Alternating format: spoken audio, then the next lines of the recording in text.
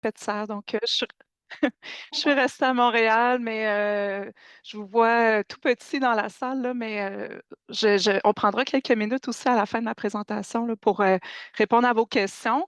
Je tiens d'emblée à vous dire que je connais bien l'économie circulaire, mais je viens en toute humilité au niveau de l'industrie forestière. Mais vous allez voir, j'ai travaillé à trouver des exemples en lien avec l'industrie forestière pour que vous puissiez faire des liens entre l'économie circulaire puis votre secteur d'activité et vos champs d'intérêt. Donc, ça va aller comme ça, mais en tout cas, je serais curieuse, puis peut-être vous pouvez l'indiquer soit dans le chat ou juste en faire une réflexion personnelle, mais j'aurais été curieuse de voir sur une échelle de 1 à 10 comment vous évaluez votre connaissance de l'économie circulaire. Peut-être certains, vous êtes familiers avec le concept, d'autres, c'est la première fois que vous allez en entendre parler aujourd'hui. Dans tous les cas, là, tu sais, je vais vous présenter dans les prochaines 45 minutes, c'est quoi un peu l'économie circulaire? C'est quoi ses principes, les objectifs de l'économie circulaire, les différentes, ce qu'on appelle des stratégies de circularité. En deuxième lieu, en deuxième partie de présentation, on va vraiment voir c'est quoi l'écosystème de l'économie circulaire au Québec. Vous allez voir, c'est très dynamique ce qui se passe au Québec. Donc, je vais vous montrer un peu, là, c'est qui les joueurs, qu'est-ce qui se passe, c'est quoi les outils, les études en cours à ce niveau-là. Puis je vais terminer avec un peu, on va se projeter dans le futur. C'est quoi notre rôle? Qu'est-ce qu'on peut faire en économie circulaire? Donc, c'est ce que je vous propose au menu. C'est pas de la nourriture, mais je pense que ça va être quand même agréable. Donc, économie circulaire 101, ben, avant de parler d'économie circulaire, il faut parler d'économie linéaire. Donc, c'est le système économique dans lequel on se trouve depuis la révolution industrielle, qui est basé sur une logique extraire, produire, consommer, jeter. Comme vous le voyez sur le schéma, il y a une surconsommation des ressources en amont. On consomme les ressources comme si la planète pouvait en produire de façon infinie, alors qu'on sait qu'on a une seule planète aux ressources finies. Et comme vous voyez aussi sur le schéma, en aval, on a du gaspillage, de la pollution et des déchets. Puis chaque flèche, à chacun des maillons, ça représente les rejets à chacun des maillons de la chaîne. Donc, c'est un modèle économique qui n'est pas soutenable à long terme, qui n'est pas durable. Il faut vraiment revoir nos modes de production et de consommation pour moins extraire de ressources en amont et moins jeter en aval. Et on a publié Recyc Québec une étude en 2021 avec l'organisme Circle Economy basé à Amsterdam, qui est vraiment une référence en la matière. Le chiffre que vous voyez à l'écran, c'est ce qu'il faut retenir. Le chiffre principal du rapport, c'est que l'économie du Québec est circulaire à seulement 3,5. Donc, ça représente 32 tonnes par habitant en moyenne par année qui est consommée, là, tout secteur confondu. 271 millions de tonnes au global qui sont consommées en termes de ressources pour subvenir aux besoins du Québec. Ça montre aussi tout le potentiel de s'améliorer, donc il faut le voir aussi de cette façon-là. Puis le rapport propose différentes stratégies pour y arriver. Et juste à titre comparatif, à l'échelle mondiale, l'économie est circulaire à 7,2. Donc, c'est le plus récent rapport de Circle Economy avec la même méthodologie. Ils ont également fait des rapports pour différents pays. Je vous en présente deux. La Norvège, qui est un peu un pays similaire à nous en termes de consommation des ressources, entre autres l'industrie forestière, sont à 2,4. Puis les Pays-Bas, c'est le pays là, qui a fait l'exercice et qui a le plus haut taux à 24,5. Donc, il y a matière à s'améliorer, mais ça donne un bon portrait, puis on a l'intention de le refaire pour l'année 2025. Maintenant que j'ai parlé d'économie linéaire, je vous emmène vraiment au modèle de l'économie circulaire. Donc, c'est ça qu'on doit viser. Ici, c'est le schéma qu'on utilise au Québec pour la présenter. Donc, l'économie circulaire vise deux grands objectifs. Le premier, c'est de réduire la consommation des ressources pour préserver les écosystèmes qui génèrent ces ressources-là. Puis en dessous, on a trois stratégies de circularité que je vais vous présenter plus tard là, en détail. Une fois qu'on a réduit tout ce qu'on pouvait en termes de ressources, on va chercher à optimiser les ressources qui sont déjà en circulation dans notre société. Comment on fait ça? Il y a trois objectifs pour y arriver. D'abord, on va utiliser les produits plus fréquemment. On parle aussi d'intensifier l'usage des produits. Donc, Donc, souvent, il y a des ressources, des produits qui ne sont pas utilisés à leur pleine capacité. Pensons à l'automobile qui est stationnée 95 du temps. Donc, c'est une mauvaise utilisation des ressources qui ont été nécessaires pour la fabriquer. Donc, c'est ça qu'on veut, qu'on cherche à faire en utilisant les produits plus fréquemment. Une fois qu'on a fait ça, on veut prolonger la durée de vie des produits et des composants, par exemple par l'entretien, la réparation, etc. Je vais vous les présenter là, tantôt plus en détail. Puis quand on a prolongé la durée de vie, ben, on va chercher à donner une nouvelle vie aux ressources par différentes stratégies comme le recyclage. Donc, comme vous pouvez voir dans le schéma, on parle d'un système de boucle en cascade. Donc, on réduit, ensuite on utilise fréquemment, on prolonge, puis on transforme. De façon générale, la boucle la plus courte est à privilégier parce qu'elle va moins transformer la ressource, puis elle va moins utiliser d'énergie également. Dans une économie 100% circulaire, il n'y aurait plus de rejet. Vous voyez, les flèches qui étaient dirigées vers la Terre reviennent dans le système. Donc, on parle d'une transition vers l'économie circulaire. On doit tendre vers ça, mais on n'y est pas encore parvenu. Donc, voilà, en gros, les principes de l'économie circulaire, les grands objectifs. Si vous voulez en savoir plus, il y a également une vidéo qui est disponible en ligne, là, Économie circulaire 101, là, que j'ai enregistrée. Ensuite de ça, maintenant qu'on a regardé de façon plus macro, on va y aller dans le spécifique. Donc, je vais vous présenter ce qu'on appelle les 12 stratégies de circularité là, qui sont dans chacun des objectifs que je viens de vous présenter. Puis, pour chacune des stratégies, je vais vous emmener un ou deux exemples. Donc, première chose qu'on cherche à faire, c'est de repenser pour réduire la consommation de ressources, puis préserver les écosystèmes qui génèrent ces ressources-là. Si vous connaissez, par exemple, la hiérarchie des 3 RV, on est ici dans la réduction à la source. Ensuite de ça, le réemploi, puis le recyclage. Mais d'abord, il faut réduire notre consommation. Première stratégie qui est vraiment cruciale, c'est l'éco-conception. Qu'est-ce que c'est l'éco-conception? C'est vraiment de tenir compte des aspects environnementaux dès qu'on conçoit des produits ou des services pour minimiser les impacts environnementaux durant tout le cycle de vie du produit. Donc, l'éco-conception est vraiment essentielle parce que si on n'y pense pas en amont, on va avoir de la difficulté à faire de l'économie circulaire puis de faire d'autres stratégies. Donc,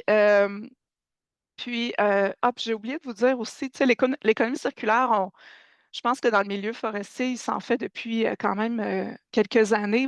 On n'appelait peut-être pas ça de l'économie circulaire, mais il y a déjà beaucoup de stratégies qui sont mises en place dans le secteur forestier. Par exemple, les copeaux de scierie qui sont utilisés pour produire de la pâte et papier, les sciures qui sont densifiées pour faire des panneaux, des meubles, les écorces qui sont utilisées pour faire de la chaleur ou de l'électricité. Donc, maintenant, on va rattacher ça à des stratégies de circularité, mais l'industrie forestière a déjà quand même fait des avancées dans ce domaine-là. Donc, j'avais oublié de vous mentionner, là. Donc, maintenant, je continue. Au niveau de l'éco-conception, un exemple, ben, le secteur de la construction est quand même assez gourmand en termes de matériaux, dont le bois. Donc, on pourrait penser à favoriser le bois dans la construction. C'est une ressource qui est locale, qui est durable, qui est renouvelable, qui a généralement une plus faible empreinte environnementale, par exemple, que le ciment ou d'autres matériaux. Euh, Aussi, au niveau de la conception, ce qu'on parle aussi au niveau de la construction des bâtiments, c'est d'avoir des bâtiments qui soient modulaires, qui puissent être adaptés aussi dans le temps en fonction des besoins, qui puissent servir à plusieurs usages. Une école pourrait devenir un bâtiment communautaire le soir lorsqu'elle n'est pas utilisée par les élèves, par exemple. Et aussi concevoir pour le désassemblage. Donc, penser aux connexions au niveau de la structure pour minimiser les étapes pour déconstruire, désassembler. Donc, dès la conception des bâtiments, on peut privilégier le bois. D'ailleurs, il y a une politique d'intégration du bois dans la construction là, mise en place par le gouvernement qui vise à favoriser de plus en plus le bois dans la construction de bâtiments. Autre stratégie, toujours dans l'objectif de repenser pour réduire, c'est la consommation et l'approvisionnement responsable. En gros, ce que ça dit, c'est quand on achète, quand on a des politiques d'achat, des processus d'acquisition de biens ou de services, ben, c'est de penser au développement durable, aux impacts aussi au niveau sociétaux, par exemple au niveau des conditions salariales, conditions de travail, des biens qu'on achète. Quand on parle de consommation responsable, on fait surtout référence aux citoyens, alors que l'approvisionnement responsable, on fait surtout référence aux approvisionnements par les organisations, qu'elles soient privées ou publiques. Exemple, ben, en fait, les gouvernements pourraient faire preuve d'exemplarité, puis d'encourager, par exemple, des fournisseurs locaux, privilégier le papier à contenu recyclé, privilégier également les constructions en bois pour les bâtiments qui seraient financés par le gouvernement lorsque c'est techniquement possible, puis avantageux au niveau des coûts. Autre stratégie, c'est, puis la troisième et dernière là, de ce on avait à gauche du schéma là, que je vous ai montré plus tôt, c'est l'optimisation des opérations.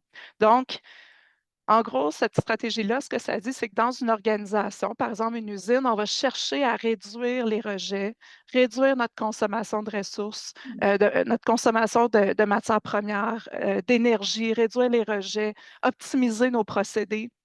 Faire de l'efficacité énergétique. Donc, on cherche vraiment à réduire notre impact. Un exemple que je vous ai trouvé, c'est celui de l'entreprise Rameau, qui est basée à Saint-Roch-de-l'Achigan. Et eux, en fait, ils ont développé une technologie qui s'appelle Evaplan, qui permet en fait de traiter des eaux usées industrielles, que ce soit par exemple même des eaux de lixiviation, par exemple de sites d'enfouissement. Donc, comment ils font ça? Ils vont planter des saules à croissance rapide qui vont utiliser ce qui était autrefois des contaminants. Les saules s'en nourrissent pour croître et 3 ans plus tard, les saules, pardon, sont récoltés et sont transformés comme vous voyez à l'écran, par exemple, des murs anti-bruit sont utilisés ou ils font aussi des écrans visuels. Donc, ça permet de réduire aussi la pollution sonore ou la pollution visuelle. Et ça agit aussi comme puits de carbone, la croissance de ces arbres-là. Puis, les résidus, que ce soit les branches, les feuilles, peuvent être utilisés comme paillis pour amender et structurer les sols. Il y a également aussi des sols qui sont utilisés pour restaurer les sites dégradés comme les mines. Donc, c'est un exemple. Tu sais, je le voyais comme de l'optimisation des opérations parce qu'on vient réduire les rejets des eaux industrielles. Ensuite de ça, une fois qu'on a réduit tout ce qu'on pouvait en termes de consommation de ressources, première chose qu'on cherche à faire en économie circulaire, c'est d'utiliser les produits plus fréquemment. On parle aussi d'intensifier l'usage, comme je le disais précédemment. Première stratégie, c'est l'économie collaborative. Vous avez peut-être déjà entendu parler aussi d'économie de partage. C'est essentiellement la même chose là, à quelques nuances près. Donc, l'idée, c'est plutôt que d'être propriétaire des produits, on peut simplement les utiliser, puis se partager ces biens-là entre usagers. Est-ce que tout le monde a besoin d'une perceuse? Peut-être pas. Donc, on peut aller l'emprunter à notre voisin, par exemple. Donc, tout ça fait partie de l'économie collaborative.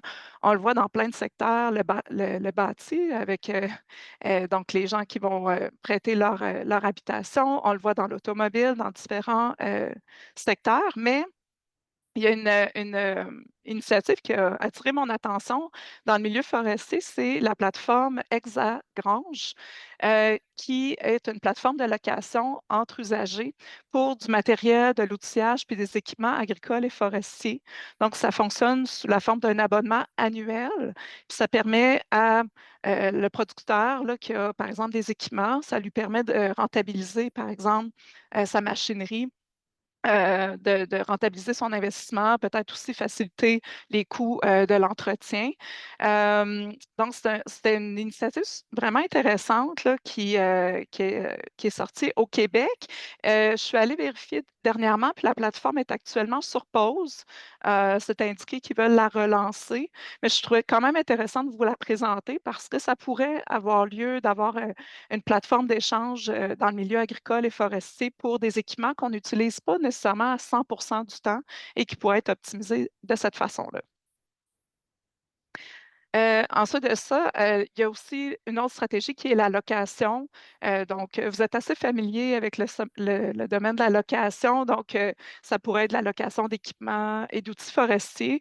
Euh, la différence avec l'économie collaborative, c'est qu'ici, on ne met pas vraiment en lien Les usagers, c'est plus loué par le biais, par exemple, d'une entreprise que c'est son modèle d'affaires là, de louer des équipements. Donc, c'est un petit peu différent. On n'est pas directement en lien avec un autre producteur, par exemple. Une fois qu'on a intensifié l'usage, qu'on a utilisé les produits plus fréquemment, on veut prolonger la durée de vie des produits et des composants. Euh, Première stratégie, c'est l'entretien et la réparation.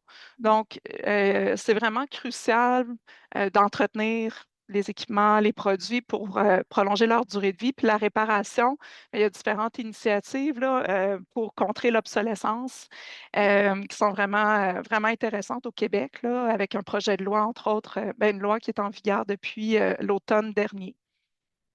Dans le domaine du bois, c'est sûr, je reviens au secteur du bâtiment. Le bâtiment comme tel, l'utilisation, c'est la phase la plus longue, hein. Ça peut durer 50 ans et plus, 100 ans. Donc, l'entretien est primordial pour prolonger la durée de vie des matériaux, dont le bois.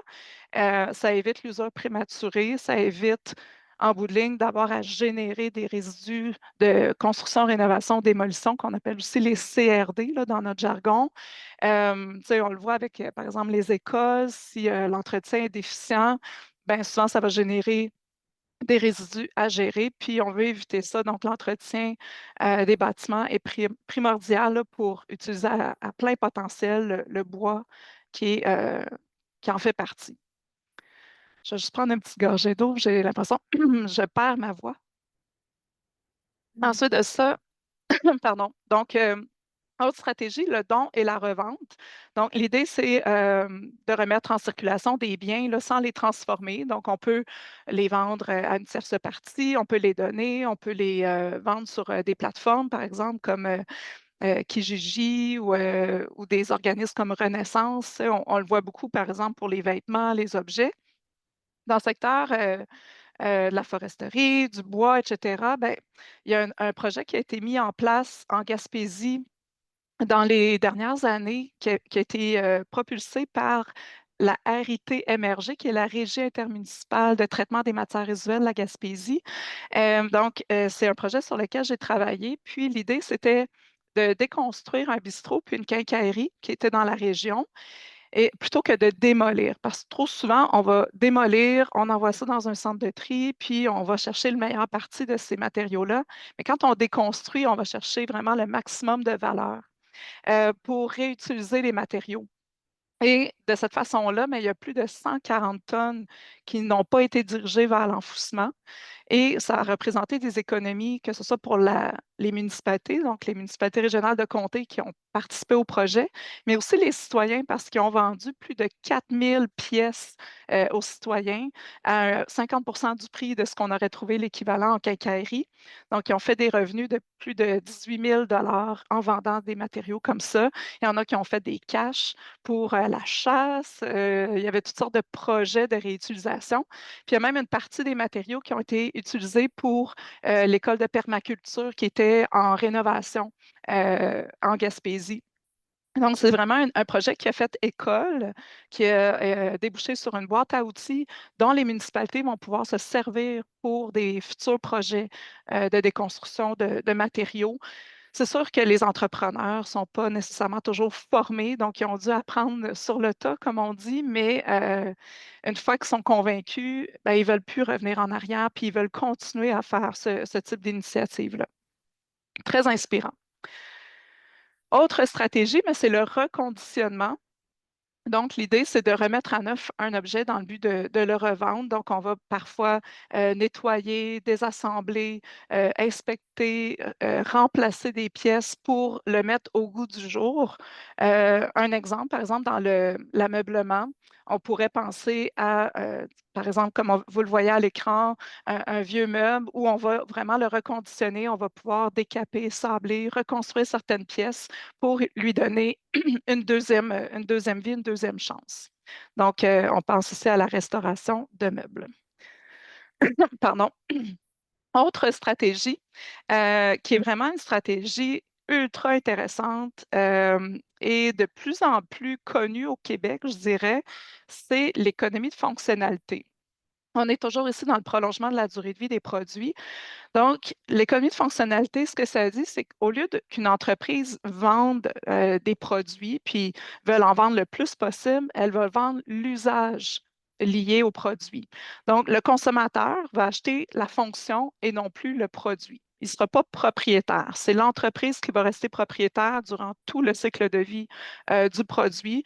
Donc, elle a tout intérêt à ce qu'il soit éco-conçu. Elle va l'entretenir, elle va le réparer, elle va le récupérer en fin de vie. Ça va lui permettre aussi de mieux comprendre qu'est-ce qui fonctionne pas dans son produit pour pouvoir l'améliorer.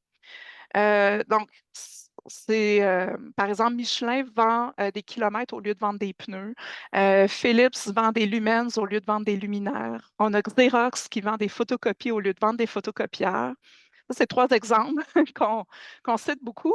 Mais il y en a un dans le milieu forestier que je trouvais intéressant, c'est l'entreprise forésienne MFLS, qui est un fabricant français d'équipements de sciage pour l'industrie du bois, qui existe depuis une quarantaine d'années.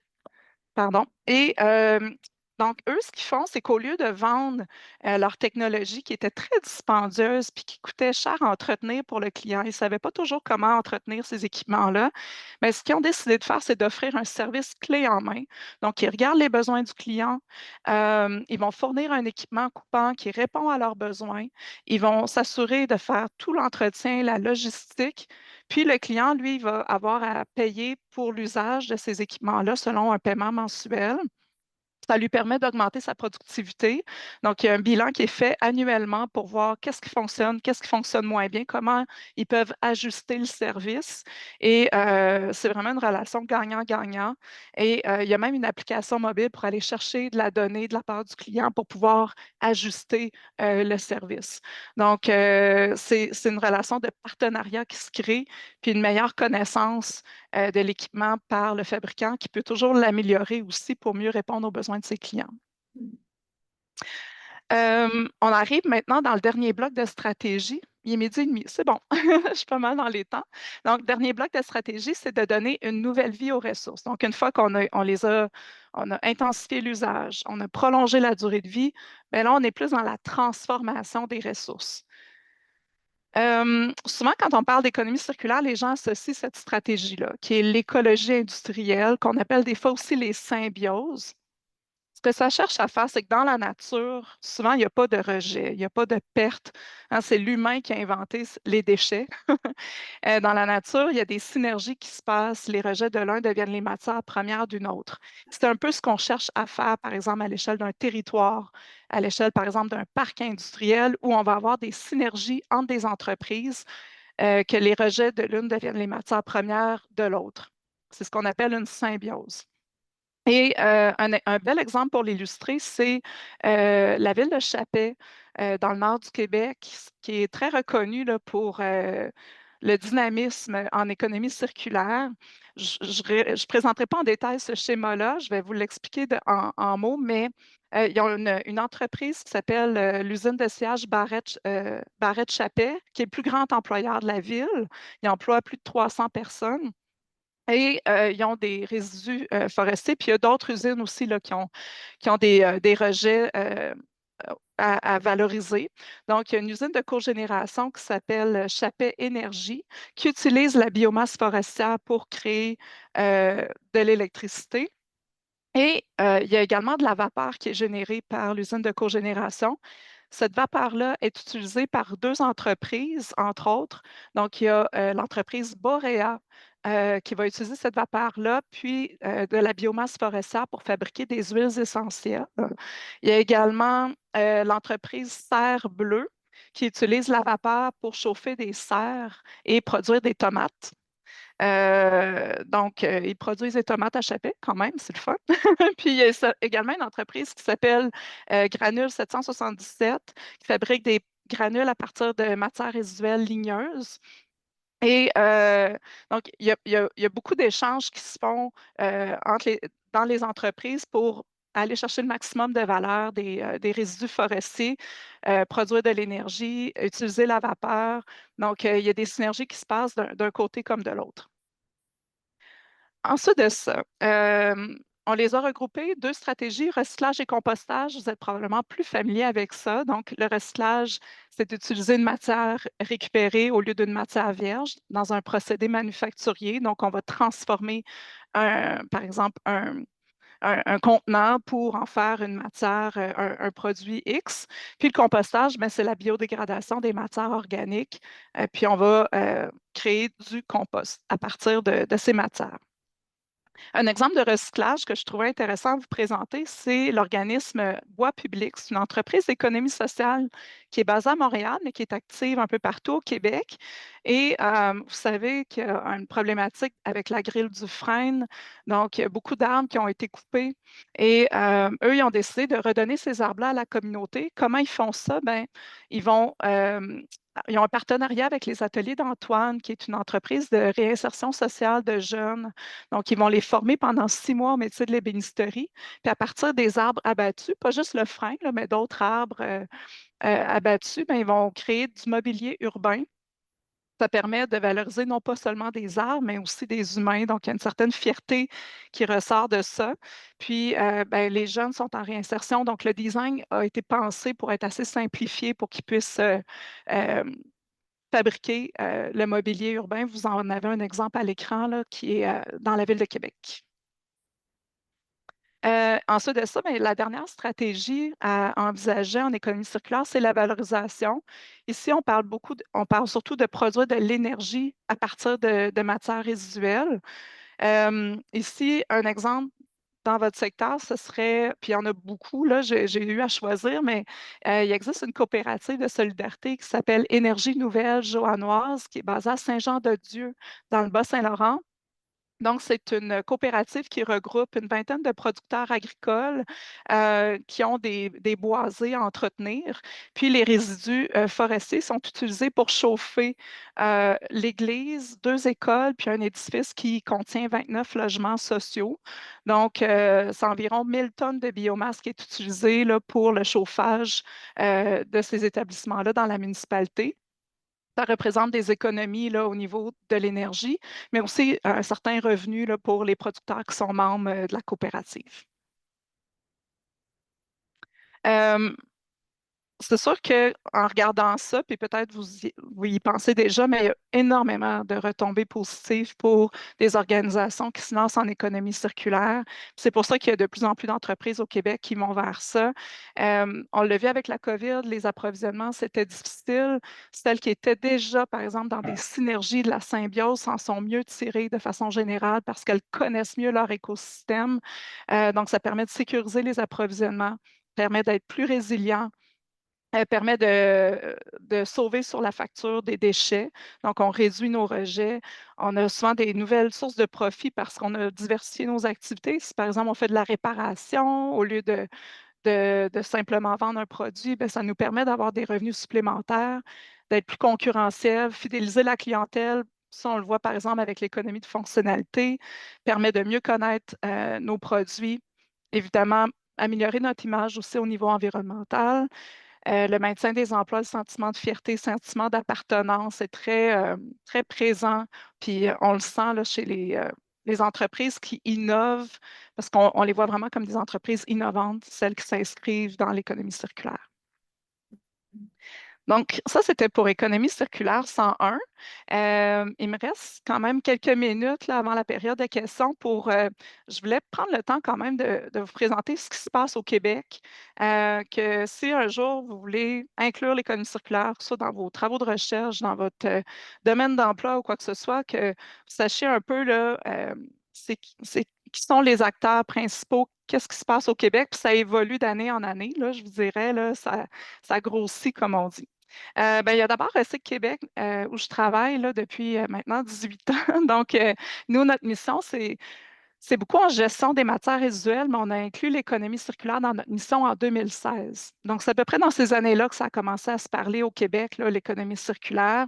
Donc, nous, on cherche à réduire, réutiliser, recycler les matières résiduelles, mais toujours dans une perspective d'économie circulaire. Donc, vraiment d'optimiser l'utilisation des ressources. Donc, ce qu'on fait concrètement, on a différents champs d'action. On a de l'aide financière via que ce soit des programmes d'aide financière ou des appels de proposition. On accompagne aussi le monde municipal, mais aussi les industries, commerces et institutions à améliorer leur gestion des matières résiduelles ou améliorer leur façon d'intégrer l'économie circulaire dans leurs activités. On fait toutes sortes d'études, de bilans, de campagnes d'information aussi pour sensibiliser le public à une meilleure gestion de ces matières, mais aussi réduire à la source. Là, c'est vraiment notre priorité en ce moment. On a des programmes de reconnaissance comme le programme Ici on recycle pour les industries, commerces et institutions, puis GMR Pro, ça c'est pour les municipalités.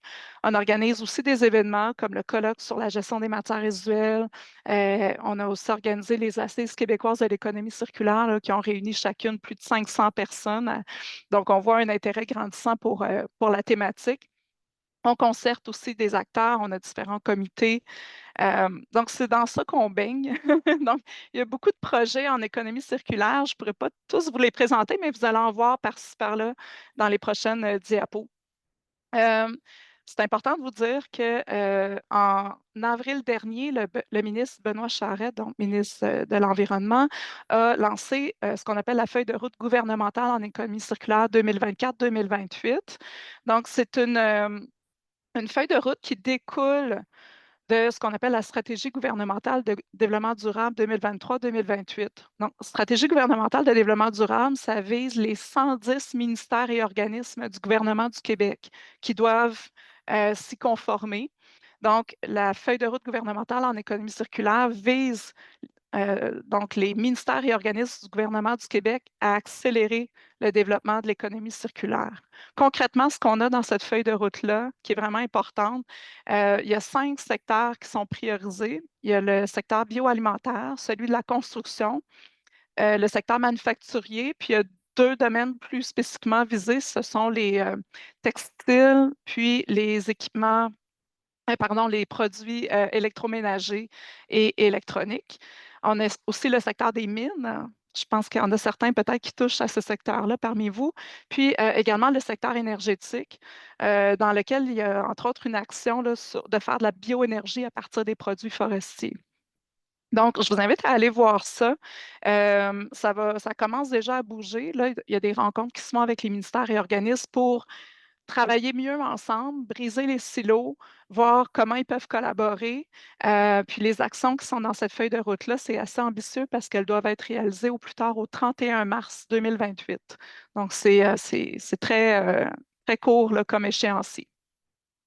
Ah oui, j'ai oublié de vous dire, il y a aussi 22 objectifs et 53 mesures. Beaucoup de travail dans les prochaines années. On voit aussi apparaître de plus en plus ce qu'on appelle des feuilles de route municipales ou des feuilles de route régionales en économie circulaire. C'est un peu l'équivalent de plan d'action ou de stratégie en économie circulaire. Entre autres, la Montérégie qui a lancé sa feuille de route en mai 2023. Il y a Montréal aussi qui a lancé sa feuille de route en économie circulaire en mai dernier. Il y a également les Laurentides qui ont lancé la leur en juin dernier. On voit un engouement là, vers des stratégies plus régionales. Il y a la communauté métropolitaine de Québec aussi qui va arriver avec sa stratégie en économie circulaire cet automne. Gatineau qui sont en train de travailler pour une stratégie sur les résidus de construction, rénovation, démolition, puis les textiles dans le domaine de l'économie circulaire. Ça devrait être au printemps prochain. Il y a Sherbrooke aussi qui devait faire une feuille de route en économie circulaire. Donc, de plus en plus, il y a aussi des stratégies régionales qui sont plus spécifiques au territoire.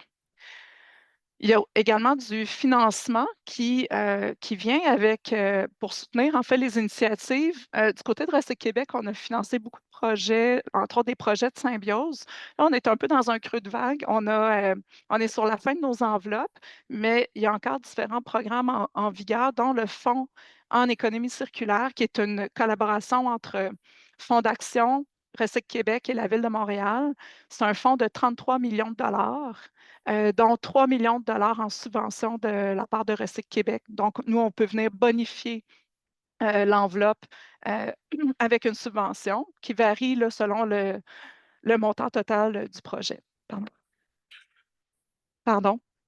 Ensuite de ça, il y a également le fonds moins C+, qui est une collaboration entre La Ruche et Recyc Québec. C'est du financement participatif qu'on appelle aussi du sociofinancement. Donc, pour des projets de réduction à la source ou de réemploi, toutes sortes d'initiatives qui visent ça, ben, nous, on peut venir doubler l'objectif de la campagne jusqu'à concurrence de 50 000 de subvention. Fait que ça devient intéressant. Par exemple, si le projet, l'objectif, c'est 25 000, ben, nous, on peut venir donner un 25 000 supplémentaire. Il y a également le fonds Éco-Leader. Ça, c'est un fonds qui provient du ministère de l'Énergie, de l'Innovation et de le ministère de l'Économie, pardon, de l'Innovation et de l'Énergie, le MEIE. Donc, ils l'ont renouvelé tout dernièrement jusqu'au 31 mars 2025. Puis, il y a 5 millions de dollars. Puis c'est pour des projets, entre autres, qui touchent à l'économie circulaire, mais pas que. Puis c'est piloté par le Fonds d'action québécois pour le développement durable. Donc, il faut quand même que les gens fassent vite pour avoir des sous, là, parce que ça a été renouvelé cet été, puis l'échéance est quand même assez rapide. Il y a également le Fonds Compétiver, qui est une initiative d'investissement Québec pour soutenir des technologies propres, des pratiques éco-responsables. Donc, celui-là, je le connais un petit peu moins, mais il est quand même intéressant parce que indirectement, ça peut soutenir l'économie circulaire. Il y a également, puis je ne peux pas passer à côté, là, ce sont les symbioses au Québec. Il y en a plus de 23, même peut-être plus dans la plupart des régions du Québec. Donc, ils sont basés sur l'écologie industrielle où les rejets de l'un deviennent les matières premières de l'autre. C'est une communauté, la communauté Synergie Québec, qui regroupe les différents, ce qu'on appelle les animateurs de symbiose. Euh, on s'amuse à dire que c'est un peu les Tinder des matières résiduelles. Donc, ils arrivent à faire des liens entre les entreprises euh, par rapport, bon, si ils voient par exemple une entreprise qui aurait du bois, des palettes de bois, puis une autre qui serait peut-être intéressée à les prendre, ils vont les mettre ensemble. Donc, puis la communauté d'animateurs ben, permet d'échanger des bonnes pratiques, des outils euh, pour que tout le monde ait une façon similaire de travailler aussi d'une région à l'autre.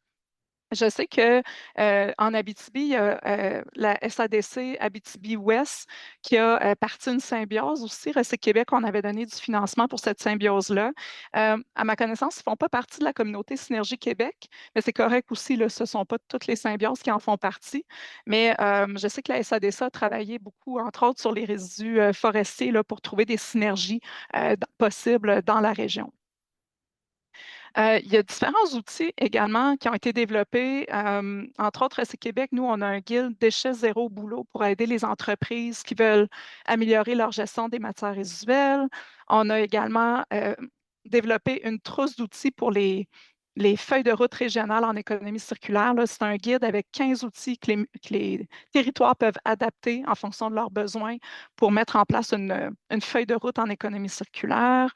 On a également un outil qui s'appelle analyse des coûts des flux de matière. Ça permet des fois de convaincre une entreprise d'aller de l'avant avec l'économie circulaire parce que souvent, on pense que les seuls coûts qu'on a, ce sont les coûts d'élimination, par exemple, des déchets. Donc, qu'est-ce que ça me coûte pour enfouir mes déchets? Mais quand on regarde ces déchets-là, il a fallu les acheter. On a eu des équipements pour les traiter. On a eu des ressources humaines qui les ont manipulés. Donc, ça, ce sont les coûts cachés. Puis quand on regarde tout ça, ben, on se dit, oh, mais finalement, peut-être mon projet, je vais le rentabiliser beaucoup plus rapidement que prévu. Donc, ça permet de voir l'ensemble des coûts liés aux matières.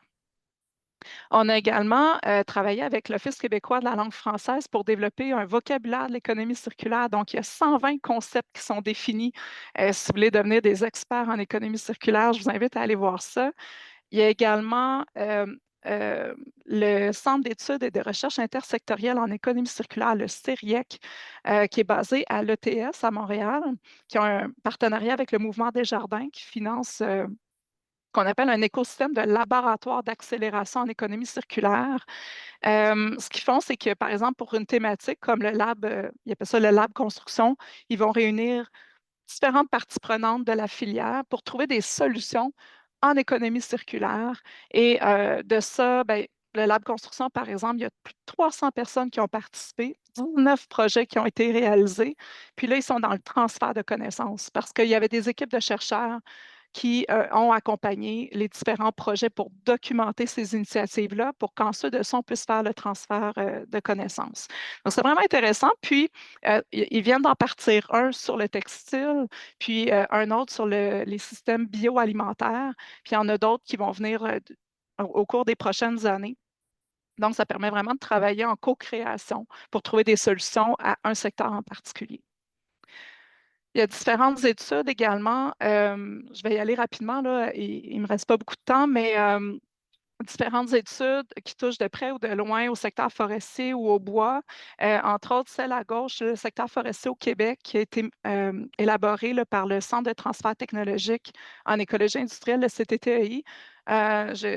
C'est une étude très intéressante qui montre un peu les flux au niveau de l'industrie forestière au Québec, puis comment on peut optimiser cette industrie-là.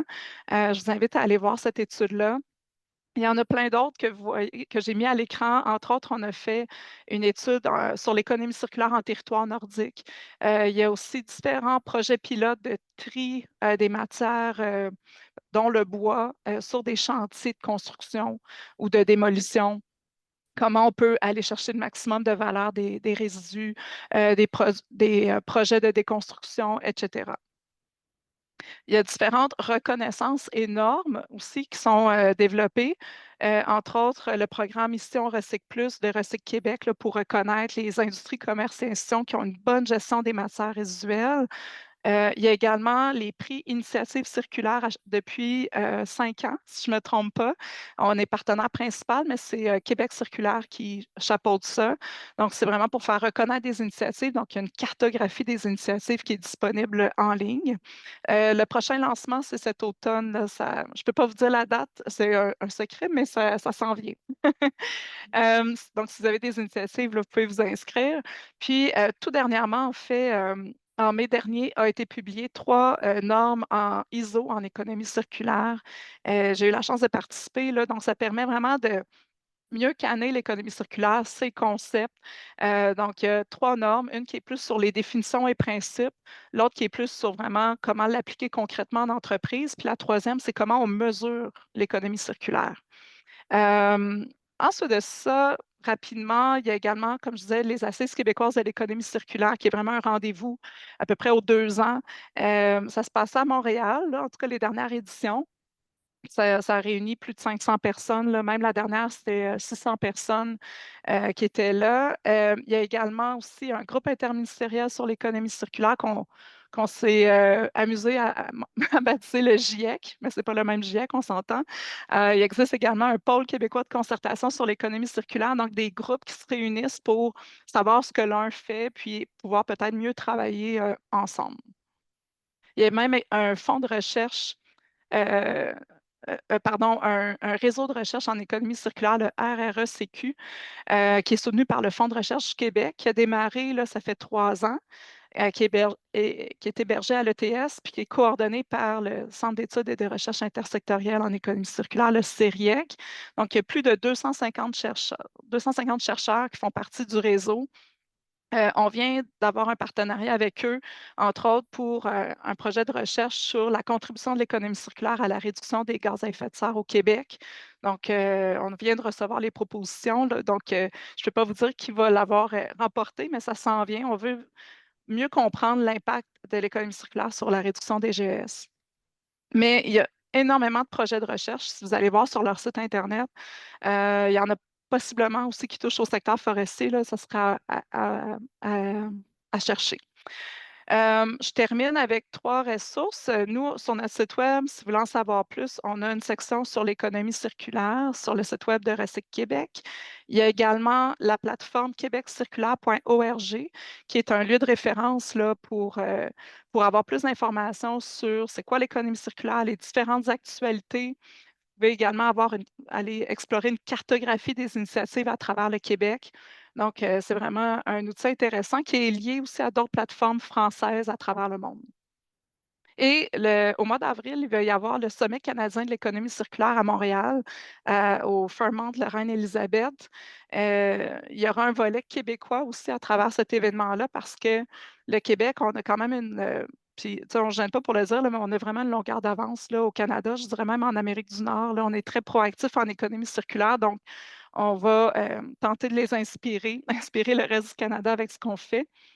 Donc, c'est un rendez-vous si ça vous intéresse. Euh, Puis, si on se projette dans le futur, ben, pour l'industrie forestière, tu sais, en lisant sur le sujet, il y avait des pistes intéressantes pour mieux circulariser ce secteur-là. C'était entre autres de circulariser les résidus de coupe. Ils ont fait une analyse, puis ils en arrivé au constat qu'il y a 6,5 millions de tonnes au Québec de résidus de coupe, dont 98 sont laissés en forêt. Donc, une partie sert à nourrir les sols, mais il y a seulement 2 qui est utilisé, là, que ce soit par les papetières ou pour faire de l'énergie. Donc, les résidus de coupe pourraient, entre autres, servir à différentes applications, comme par exemple le chauffage, les biocarburants, faire des bioproduits. Ils ont même évalué que le potentiel énergétique était de 23 TWh, donc ce qui est quand même non négligeable. Il y a également tous les résidus de bois, donc des résidus de construction, rénovation, démolition. C'est quand même fou de dire qu'il y a encore 738 000 tonnes qui sont soit enfouies ou incinérées au Québec.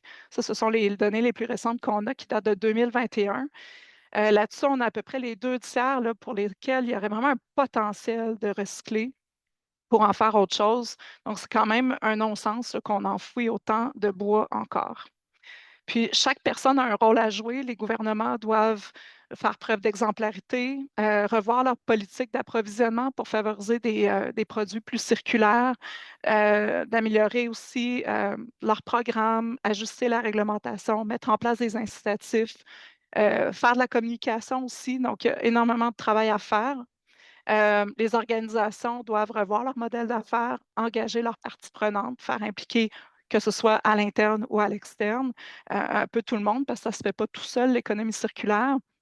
Les citoyens, ben, chacun, nous, on a un rôle à jouer aussi de réduire notre consommation, se poser davantage de questions sur comment on pourrait consommer autrement pour réduire notre pression sur les ressources. Alors, je termine avec une question pour la suite. Et vous, quel sera votre rôle dans l'économie circulaire? Je pense que chacun on a un rôle à jouer, que ce soit au niveau personnel ou professionnel. Je vous laisse y réfléchir. Puis, ça conclut ma présentation.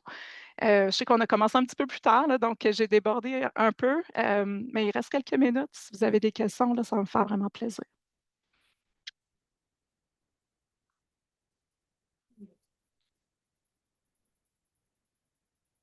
Merci Hélène, c'est vraiment intéressant comme sujet. Est-ce que vous avez des questions? Annie, Lilian? Moi, ça me touche beaucoup l'histoire des résidus des constructions, surtout les bois, parce que moi, j'ai visité l'écocentre ici à Val d'Or et c'est vraiment beaucoup, beaucoup de déchets. Et actuellement, ce qu'ils font, c'est qu'ils transportent ça à Gatineau. Donc, il y a toutes les CO2 qui sont émis pendant les transports de ces résidus et voilà. Est-ce que, par exemple, on pouvait mettre l'écocentre des Val d'Or en contact avec vous pour qu'on puisse discuter des stratégies à développer pour la réutilisation ou le problème, c'est que des résidus des panneaux de bois contiennent beaucoup des produits chimiques, c'est Ouais. des produits phénoliques et tout. Et ça peut être une problématique au niveau de l'exiliation des composés organiques et inorganiques. Donc, c'était des montagnes, montagnes de déchets. Je sais que la politique en 2021 du Québec, c'était euh, arrêter l'enfouissement des matières organiques, Ouais. mais en même temps, on n'a pas une autre solution pour ce type de résidus. Donc, je me pose la question si vous avez des projets dans ce sens-là. J'ai vu qu'il y a beaucoup de Mhm. rapports. Oui, ben en fait, il y a eu un comité d'experts sur les résidus de construction, rénovation, démolition qui ont fait des recommandations au gouvernement.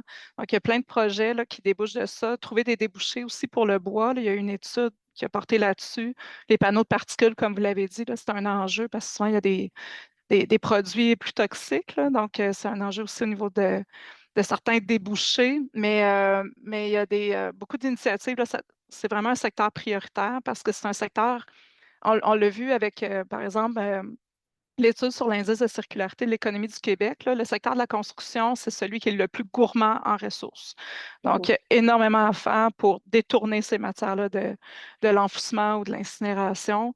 Puis, fait qu'il y a différents comités qui ont été mis en place. C'est le Lab Construction dont je parlais là, avec le CERIEC. Il y a plein d'initiatives qui sont ressorties de ça. Là. Faut maintenant répandre la bonne nouvelle là, pour que ces projets-là puissent être mis à l'échelle plus largement, puis de faire du transfert de connaissances euh, pour mieux gérer ces résidus-là, dont le bois, là, qui est vraiment. Puis pour les éco-centres, ben, en tout cas, ça nous fera plaisir, là, si vous voulez que je vous mette en contact avec des gens de Recycle. Là, on a travaillé, entre autres, sur des projets de financement de certains éco-centres. Là, donc, on a quand même beaucoup de personnes qui connaissent ça chez nous. C'est juste que je trouve difficile parce que quand j'étais là-bas en train de visiter, je voyais les camions des déchets qui arrivaient, mais que les déchets étaient tout mélangés avec du Oui, plastique. Ça, c'est c'est quand même ça. c'est notre faute aussi. C'est pour ça qu'il y a des projets de tri à la source qu'on a des projets pilotes là, pour trier à la source, puis ça s'est fait, là, donc des tri sur chantier, là, les employés avaient à séparer, là, il y avait des bennes avec différentes sections, le bois à tel endroit, le plastique tel autre, pour éviter la contamination aussi, puis aller chercher le maximum ensuite au recyclage. Il y a une question en ligne, Maxence. Oui, bonjour. Merci Bonjour. pour la présentation, en fait, très intéressante. Puis, moi, j'ai une question de plus par rapport, en fait, dans la perspective du bois brut, donc l'économie circulaire.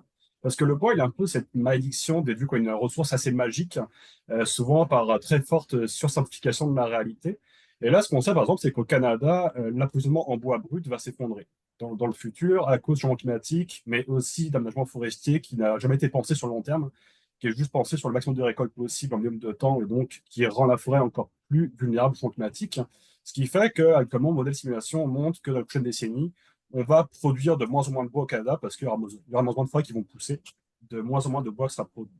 Ce qui fait que ça veut dire, dans ce cas-là, est-ce qu'on a commencé à réfléchir à vraiment quelles seraient les alternatives avec le circulaire pour compenser cet effondrement de l'approvisionnement en bois brut? Parce que Hmm. si on pense à l'après, une fois que le bois est sorti des scieries, mais qu'au final, le problème sur l'entrée de la ressource qui va se tarir, on retrouve sur le même problème. Donc, est-ce qu'on réfléchit à comment compenser cette perte qui est prévue et attendue de l'approvisionnement en bois au Canada? Oui, c'est une excellente question. Puis, tu sais, avec les feux de forêt, avec tout ça, tu sais, puis la croissance, je ne suis pas une experte, là, vous semblez en apprendre, en connaître plus sur moi là-dessus, mais c'est de là l'importance aussi de faire le maximum avec ce qui est déjà en circulation, tu sais, qui est le fameux objectif optimisé. Parce que une fois que c'est extrait, comment on peut remettre en circulation le bois qui est déjà présent, que ce soit dans le mobilier, la construction, dans les différentes applications.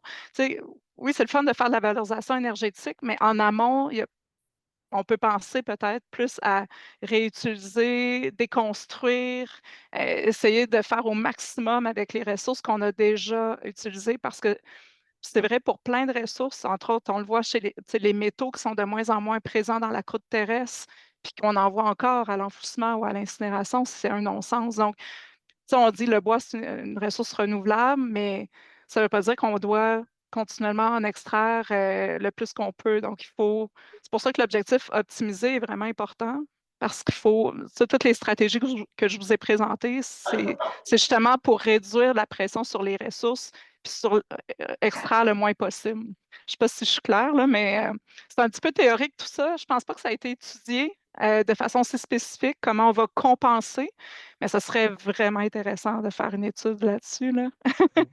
On pourra en parler au réseau de recherche en économie circulaire ou si vous voulez travailler là-dessus, on pourra s'en reparler. Ça, c'est un peu la question, savoir si on a une quantification, justement. Je pense pas, non, mais tu sais, il y a l'étude là, sur l'industrie forestière du CTTI là, que je vous montrais plus tôt, tu sais, qui a quantifié, là, mais ils n'ont pas été jusqu'à quantifier la baisse de la disponibilité puis comment ça allait être compensé. Ils ne sont pas allés jusque-là. Parfait, merci. Est-ce qu'il y a d'autres questions? Oui, il y a une question en anglais. C'est possible en anglais, Hélène? Oui, mais je vais essayer j'espère bien entendre. Okay, thank you. I'd like to know if how does the communication between all the projects that are going through how does it work actually? Because you have so many so many projects working at the same time, and it's kind of new to have these kind of projects running at the same time. And how does it work, the communication between you all?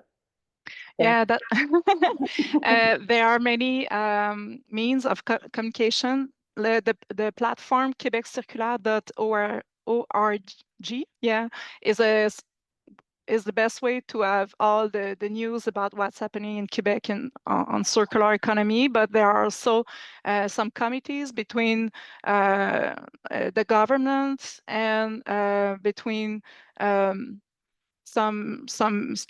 stakeholders involved in circular economy in Quebec. So we try to put people in link, and the events on like the Assises québécoises de l'économie circulaire, the big event every 2 years, is a good way to be aware of what's happening in Quebec on circular economy. So we try to put the people to improve the communication between the all kinds of initiatives in Quebec. So committee platforms, events, that's the main part. Parfait. D'autres questions? Hi. Merci beaucoup, Hélène. C'est vraiment intéressant. Je pense qu'on a beaucoup appris là. Super. Ah, Ben, merci à vous. pour la présence. Merci. Bonne fin de journée. Bonne journée. Au plaisir.